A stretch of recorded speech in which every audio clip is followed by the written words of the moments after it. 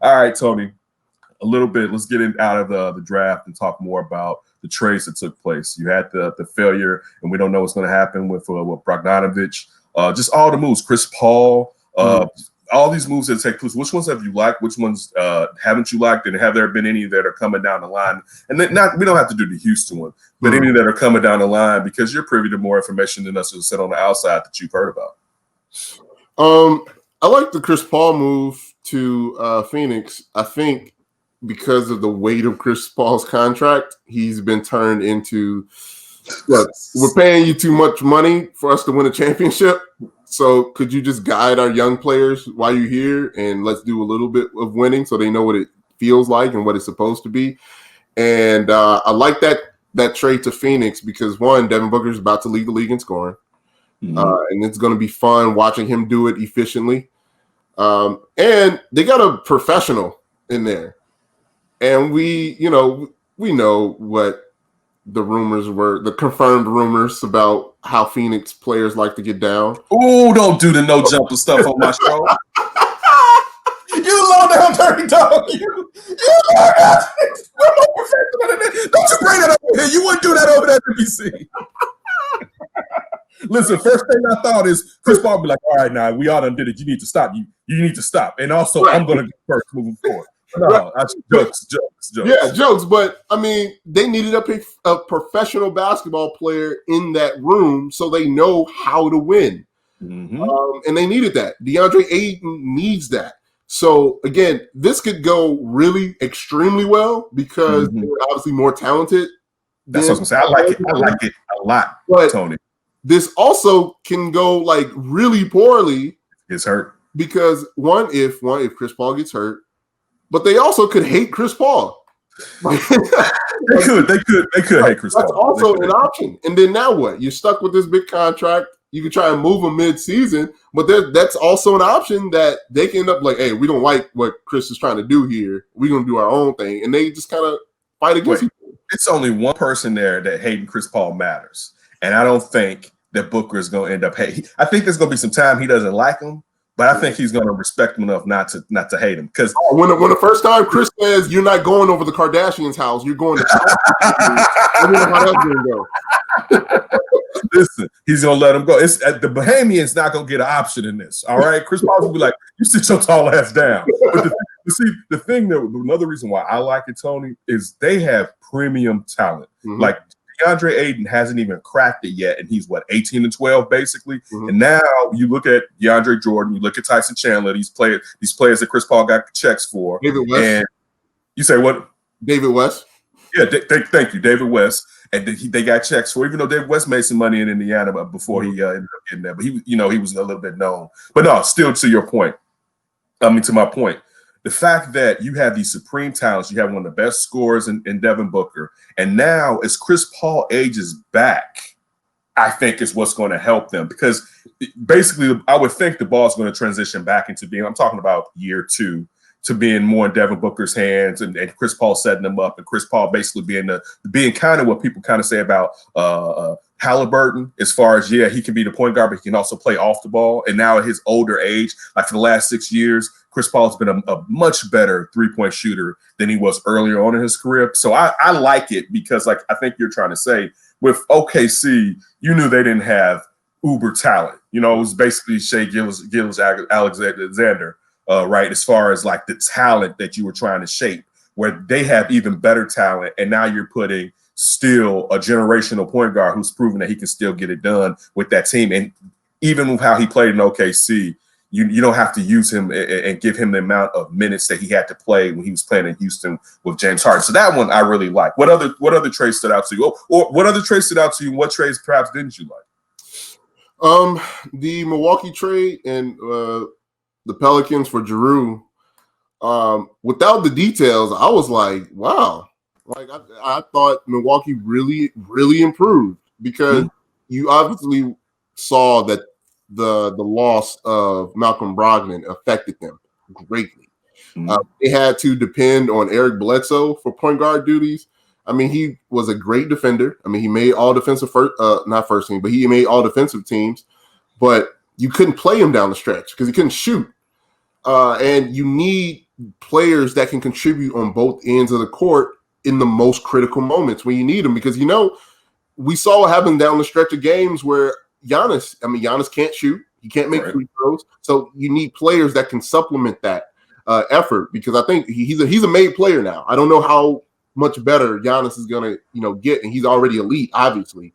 But I don't know if there's any more room for him to grow. This is what it is. So you need to start supplementing players around him that makes up for his deficiencies.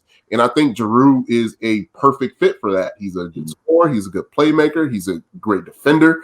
All those things that you needed from Eric Bledsoe, you're going to get. Closer. Right, a closer. You're going to get that with Jrue Holiday. Would I have given up 3 first-round picks for him, along with George Hill and Eric Bledsoe? You can have George Hill and Eric Bledsoe. Yeah, but the picks, I was like, ooh. Once those details of the picks came out, I was like, I don't know. Hey, Giannis gonna leave, or you gonna surround him with talent, or is Giannis gonna leave? Yeah, man, 3 is a lot. 3 first rounders was a lot. But especially for a Pelicans team that was trying to get rid of him. Mm-hmm. So I get the Bledsoe and the Hill giving those 2 away just to make the money work. Right. But I would even felt better if you just would have gave 2 first-round picks, but that third one really kind of it was a lot of teams. How many teams were connected to Jrue Holiday this offseason? Everybody almost, right? The Nets, I believe probably the Philadelphia, out west, there was several teams. It was a lot of teams. Definitely the Milwaukee Bucks. There were a lot of teams. And again, I'm not discounting what you're saying, but when you're just giving up, nobody wants Eric Bledsoe. All right, in that contract, it's gonna be weird having him in. You see what they thought about Eric Bledsoe, because New Orleans picked 2 point guards. They picked 2 point guards in the draft yesterday. And then Mr. Ooey Pooey George Hill. I had some thoughts on it. I'm a George Hill fan as far as he a stand-up brother. But part of the reason that brother may have been shipped was it's like, you know what? We don't want that around here no more. There's a lot going on in Milwaukee. And listen, you had to send him. It's like you sending him down here to New Orleans. You're gonna have to put some extra on it. You're gonna have to put some extra on that, right? We don't need all of that black and black. But again, now we love it. But these are busy. That's what they crossed my mind, because I was like, George Hill. And I was like, oh, George Hill, right? Talking about perhaps that they shouldn't be playing at that time. And again, I'm with George Hill. I'm just talking about, I wonder, what I'm saying, when you're taking these players, these aren't necessarily quote unquote uber desired players, particularly at this stage of their career. It's funny with Eric Bledsoe. I remember 5 or 6 years when people was comparing him, saying, man, that's a baby LeBron James. It was like, yeah, all right. You don't remember hearing those? Because at one point he was supposed to end up in Cleveland when he was sitting there with the Phoenix Suns and everything that was happening, when they had 18 point guards back then or whatever. And it was like, I don't know if he's clutch is. Yeah, he's a clutch client now. Yeah, he suspect that. They used to play, man. I was like, get your asses out of here. All right, so I got to get closer and near to your heart. All right. There was a tragedy that took place yesterday. And I'm not even joking. There's a young man who may never be the same. And it's funny. I kept thinking, I wonder, will he get back? But I didn't think he was going to blow out his Achilles. And that's Klay Thompson. Unfortunately, Klay Thompson, Splash Brother, hurt himself yesterday prior to the draft.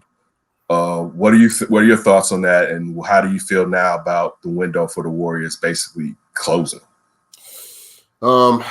Yeah, if they don't get a Herculean unanimous MVP, Steph Curry, they're going to be really competitive, but I don't think they have a real shot at a championship. And they went about this draft looking for another piece that they can add that can help with winning. They weren't trying to, take Wiseman as their first choice going into this draft. They were trying to give that pick away so they can make another run, at it for the next year, 2 years or so of legitimate, winning. And now with another, Achilles tear for Klay Thompson, that's essentially closed. If Steph can't dominate the NBA, which is a tough ask at his age and his injury history at this point. Even if he could, Tony, they don't have enough. If Steph was super Steph to get to the finals in the West, like out of the West, you still saying Steph is the greatest basketball player of all time? Since you saying that, he's on Mount Rushmore. Oh my goodness! Change the game, baby. Let's go. Tony, anything in free agency? Anything in free agency? First with the Bulls, even though we know that they're basically capped out, that you expect to see real quick. Little moves here and there. Yeah, some veterans to supplement. Laurie, since they didn't make any trades of the young core guys, I got to assume they're going into. I mean, obviously they can trade anybody at any point. Talks don't stop just because the draft happened. So anybody, they're not married to anybody on this roster outside of the two players they selected in the draft. So anybody can be moved, but I think maybe they get some more veteran players. And again, like Otto Porter is a quote unquote veteran because of his longevity, but I don't know if he's a veteran in terms of leadership on this team. They still got Thad Young. People still, he's still around. So he's one of their leaders of this team. But I think getting more guys that can supplement, and so they can really see with a good coaching staff, with a good development team, with a good health and training staff. I think we're actually going to get a good picture about what this roster was supposed to look like. And then we can figure out, all right, who needs to be moved so we can actually get to the real destination. So they got a year. They got a year of experimenting with this roster to see what it looks like in their perfect situation. But I can't really think of like any specific. Maybe they go after point guard, in the veteran group and free agency. Maybe they'll address that from there. You just said except they're two players, so you think they're really big on the kid that they're stashing overseas. I know his jumper, the center's jumper is wet, but his up body is soft. Shuddy was getting muscled all over the place. It was like, well, damn, but his jumper was extremely wet. He saw Jokic. I know, right? But not the passing. But that boy, listen, that 7-footer's jumper was wet. Well, I said, goodness gracious.